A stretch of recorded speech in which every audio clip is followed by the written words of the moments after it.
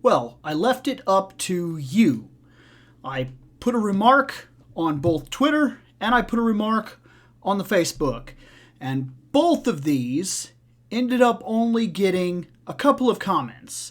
I asked what should be going up on the shelf. What should we be focusing on? What should next go up there before we go back to talking about some books and whatnot? And I got Star Trek was a request, that some Star Trek get on that shelf. And I also got requested some X-Men, and I also got requested that some Power Rangers make it onto the shelf. So let's start talking about a couple of Star Trek items, shall we?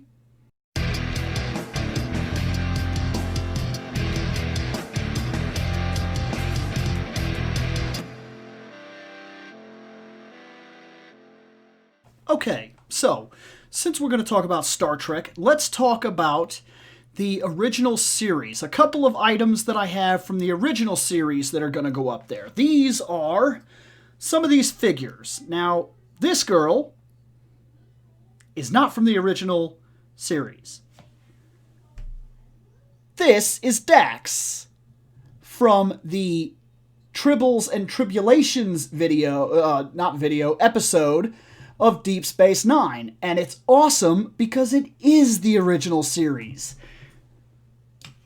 And when I saw those figures, I thought they were really cool because of what they dig back to, so I got Cisco, I got Dax, and I got Bashir.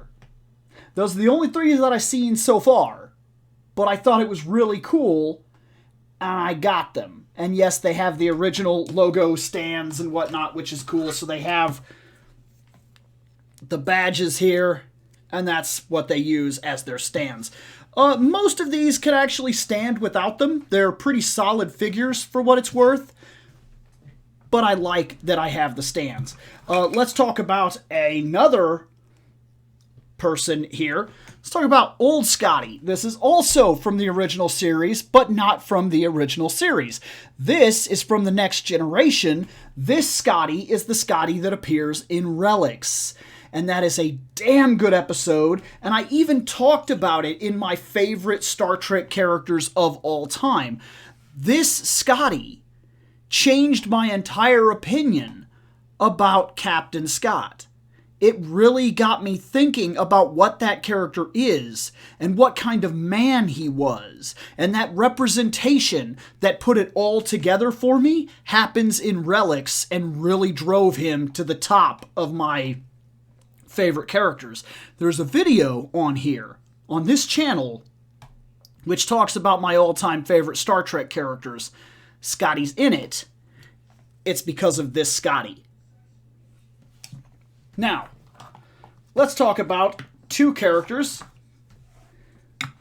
which are wonderful characters that are terrible, terrible, terrible, terrible, terrible, terrible, terrible toys.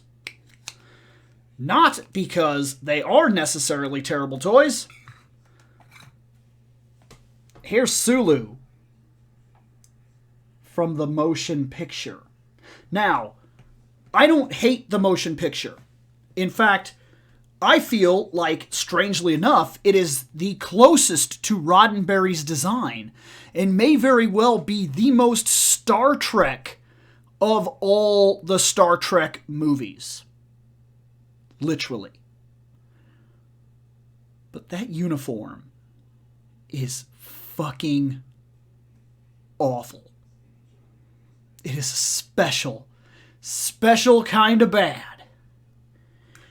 And we have Kirk. His uniform, still the same crappy uniform, but look, guys, that color makes a difference. One thing I could say about the Kirk figures from this company, I believe these were Playmates, he looks like Kirk. He looks like James T. Kirk.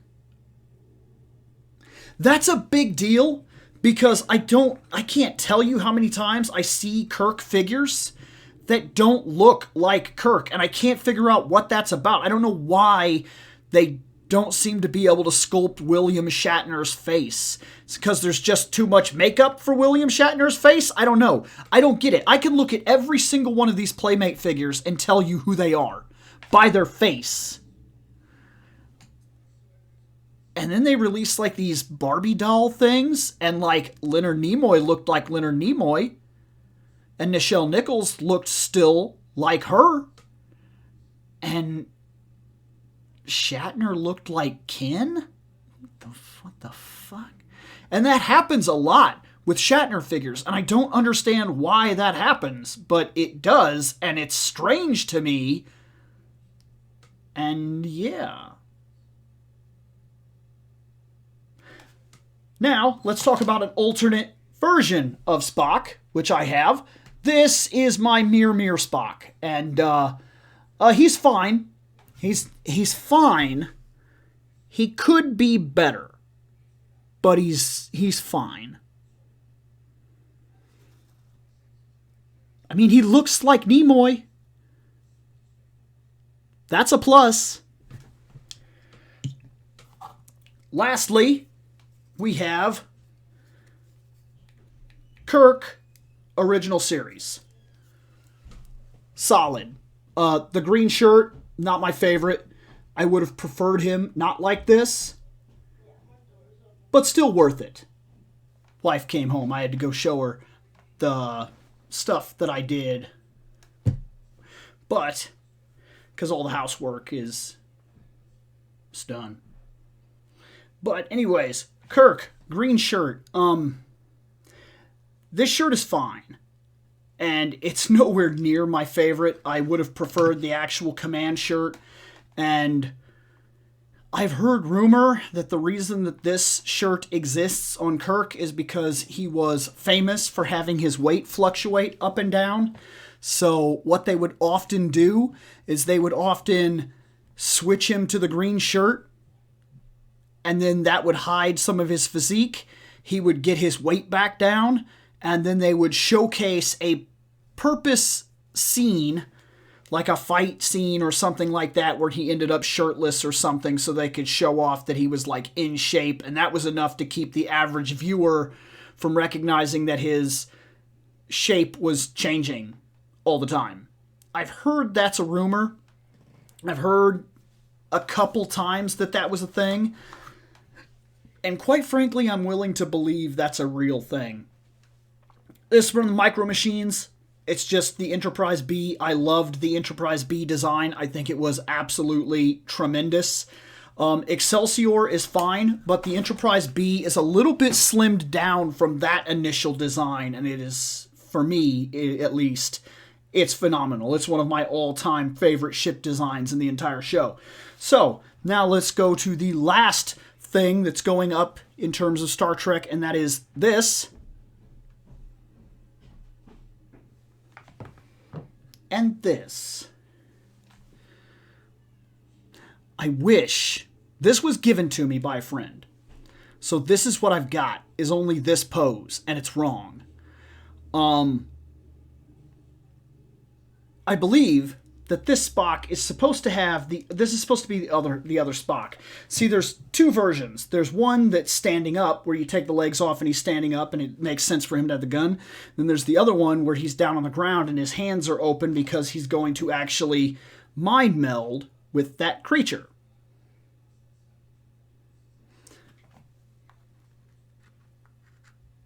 And he goes on here like this.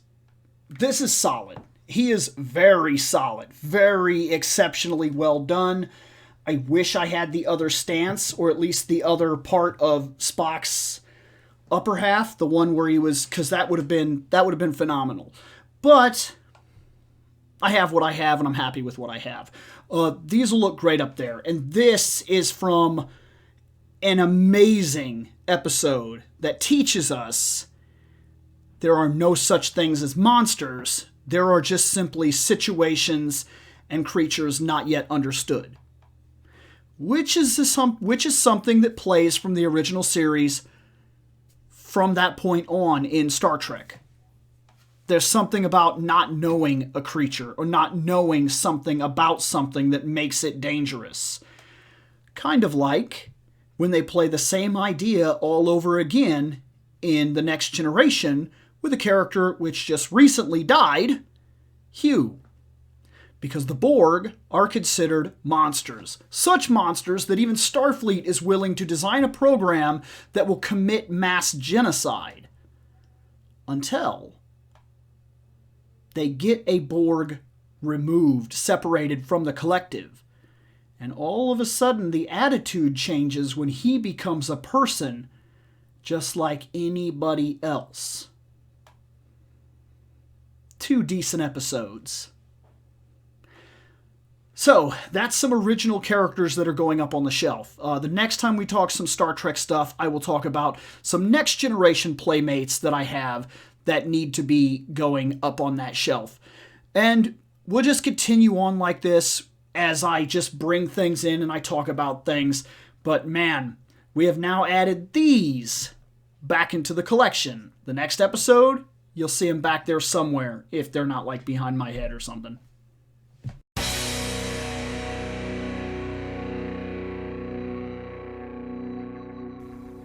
I have spoken. Take what you will from it.